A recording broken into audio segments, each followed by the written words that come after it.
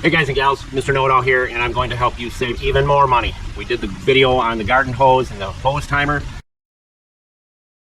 People are going to save a bunch of money on that stuff because they last. This is the same thing. If you have a kettle grill, a Weber, for instance, like this one right here, I'm going to show you how to revamp it, put it back to close to new for like 35 bucks versus $135 for a new grill. Most people will just buy a new grill when the little blades bust off. We're not going to do that. Let's get busy. All right, the things that are bad on this grill are the grate. It's pretty much rusted through. It's real thin. Won't be long before it's toast. And this has lasted us a long time. We've kept it out of the rain as much as possible, but that's no good.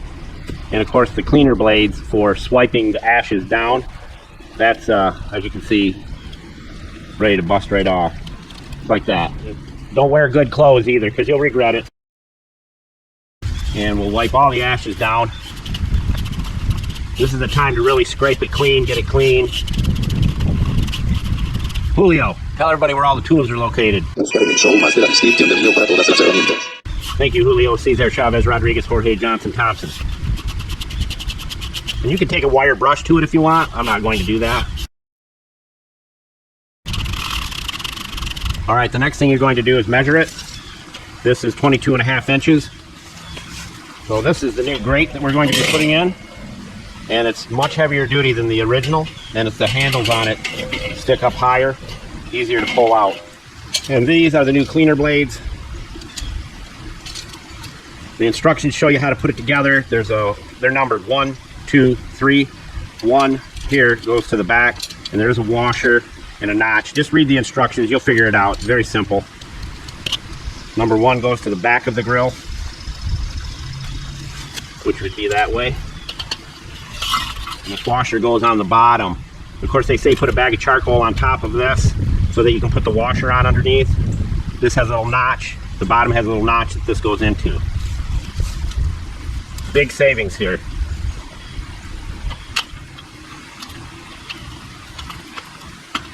Like that. So what I like to do is mark one of the legs so I know when it's fully closed and I know when it's fully open, which is about in the middle for the rod here. That's fully closed. Charcoal grate goes back in.